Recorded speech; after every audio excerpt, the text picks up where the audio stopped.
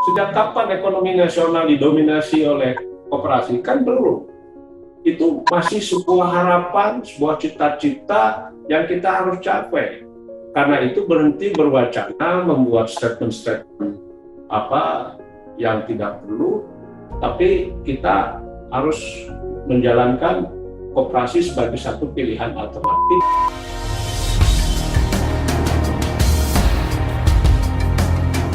Halo pembaca Babe, selamat datang di Babe One on One edisi di rumah aja. Dalam rangka Hari Koperasi, kita sudah terhubung langsung dan akan berwawancara dengan Menteri Koperasi dan UKM, ada Pak Teten Mas Duki.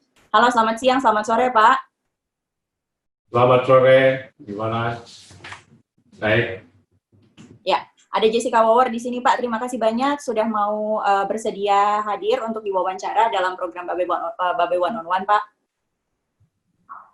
Ya, terima kasih Jessica sudah diundang oleh Babi. Pak Teten, apa kabar Pak? Alhamdulillah baik.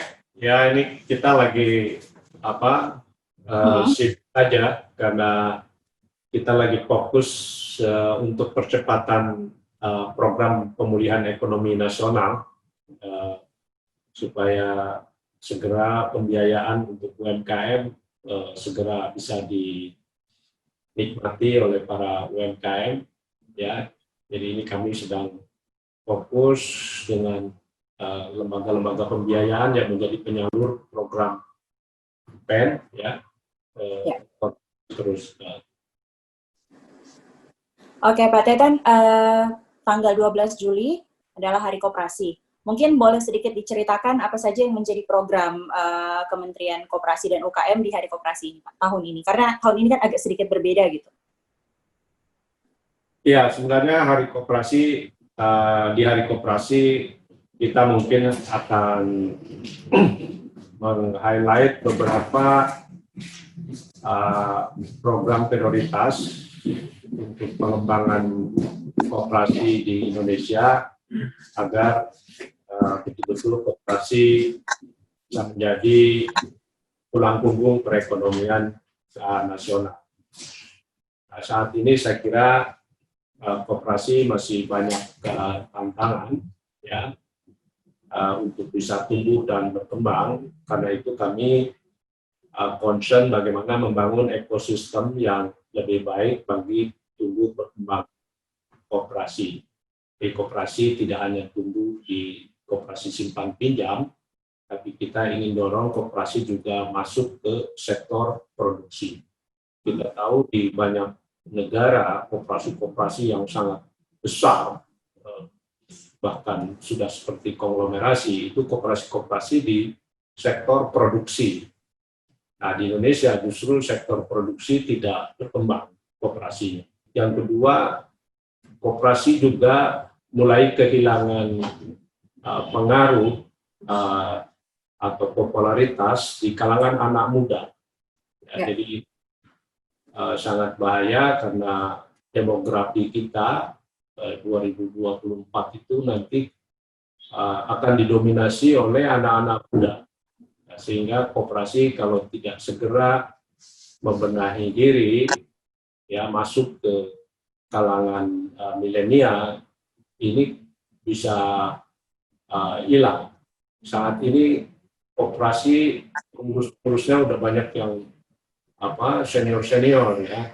Saya melihat itu pertumbuhan koperasi mengalami stagnasi, terutama tadi tidak menjadi lagi menarik bagi anak muda. Meskipun saya tahu ada banyak aktivis koperasi, pergerakan koperasi yang juga mulai masuk ke sektor-sektor anak muda, ya, masuk ke kampus, sekolah, dan juga ke wilayah-wilayah usaha yang menjadi perhatian anak-anak muda. Pak Teten, jika kita merujuk ke data Kementerian Koperasi dan UKM hingga akhir tahun kemarin, akhir tahun 2019, tercatat jumlah koperasi yang ada di Indonesia saat ini mencapai 158.809 unit, baik koperasi aktif dan juga yang bersertifikat. Nah, dari total keseluruhan koperasi yang aktif ini ada sekitar 22.400.000 orang yang ikut aktif menjadi anggota koperasi. Nah, kalau melihat atau merujuk pada data ini, apakah jumlah ini sudah sesuai dengan target dari Kementerian Koperasi dan UKM? Sebenarnya target kami bukan jumlah, ya, tapi bagaimana kontribusi kepada perekonomian nasional. Nah, saat ini kontribusi koperasi terhadap PDB itu sekitar 5%. Dan kalau total keseluruhan koperasi menjadi bagian daripada UMKM misalnya, yang karena sebagian besar saya kira nggak ada koperasi yang berskala besar, itu kecil sekali kalau kita bandingkan. Karena UMKM keseluruhan kan 60% ya terhadap PDB. Nah, koperasi menyumbang 5%. Jadi ini satu tantangan saya kira bagi koperasi, sekaligus juga bagaimana koperasi juga melakukan otokritik kenapa begitu kecil kontribusi terhadap PDB. Nah, kalau kita lihat memang meskipun jumlahnya begitu banyak, tapi kalau kita lihat yang di level nasional saja yang aktif, kita mengukurnya misalnya yang aktif aja cuma ada 2,59% di tingkat nasional. Yang juga melakukan rapat anggota itu hanya 1,21%. Jadi rendah sekali. Nah, yang agak tinggi sebenarnya koperasi-koperasi yang di level kabupaten dan kota. Jadi koperasi-koperasi di ini cukup tinggi. Yang aktif 92% ya di tingkat kabupaten kota. Lalu di lalu juga yang tertib melakukan rapat anggota itu 93%, hampir 94%. Nah, jadi ini memang satu potret yang menunjukkan bahwa di koperasi yang besar dalam skala nasional saya kira masih sedikit sekali. Yang banyak adalah koperasi-koperasi di tingkat kabupaten kota yang saya kira relatif sudah baik. Walaupun memang ini didominasi yang aktif ini didominasi saya kira koperasi simpan pinjam ya. Nah, kebanyakan sekarang koperasi simpan pinjam kan juga banyak membiayai sektor perdagangan ya. Nah, ke depan saya dorong kita ingin koperasi simpan pinjam itu juga banyak membiayai UMKM yang bergerak di sektor pertanian, di sektor kelautan, gitu ya, di sektor produksi lah, kira-kira seperti itu.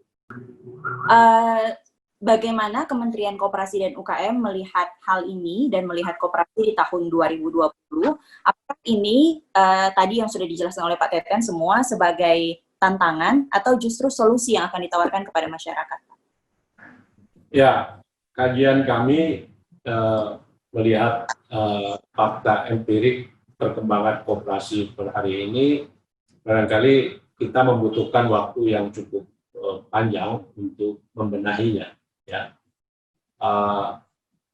masalah yang muncul hari ini, misalnya koperasi simpan pinjam yang saya kira sudah muncul banyak yang ada beberapa yang koperasi simpan pinjam yang besar yang gagal bayar. Nah, ini akan jadi perhatian bagi kami bagaimana ke depan koperasi simpan pinjam itu menjadi kekuatan pembiayaan yang alternatif yang efektif. Tapi memang standar pengawasan termasuk perlindungan bagi nasabah atau anggota yang menyimpan uangnya di koperasi, kami akan benahi sistem pengawasan di koperasi simpan pinjam. Kami juga akan memikirkan cara baru bagaimana melindungi simpanan di koperasi simpan pinjam. Nah, supaya ini lebih kredibel sehingga banyak nanti orang yang punya duit akan bergabung di koperasi dan menyimpan uangnya di koperasi simpan pinjam sehingga permodalan koperasi simpan pinjam itu makin besar. Ya, lalu juga makin banyak nanti masyarakat akan bergabung dengan koperasi. Itulah menurut saya target pertama yang akan kita lakukan. Nah, dalam jangka pendek. Ya. Jadi kalau ada di bank itu udah ada OJK dan LPS, nah kira-kira di koperasi juga harus ada pengawasan yang juga setara dengan mereka. Nah, jangan ini ditafsirkan untuk menghambat berkembangnya koperasi simpan pinjam. Jujur ini sebaliknya. Kalau ini kredibel, koperasi ini sebagai satu pilihan rasional dalam kegiatan usaha, maka saya kira ini akan berkembang, ya, kan tidak akan kalah dengan industri perbankan misalnya. Oke, mungkin terakhir Pak soal koperasi ini sedikit dari Pak Teten untuk mengajak masyarakat khususnya generasi muda untuk lebih terlibat gitu dalam koperasi. Ya, saya kira koperasi untuk anak muda ya harus masuk ke dunianya anak muda. Nah, ini juga koperasi harus melakukan transformasi ke digitalisasi. Ya, jadi tanpa itu saya kira anak muda akan tertarik. Ya, itu. Jadi modernisasi koperasi itu sekarang menjadi penting untuk bisa masuk ke anak-anak muda.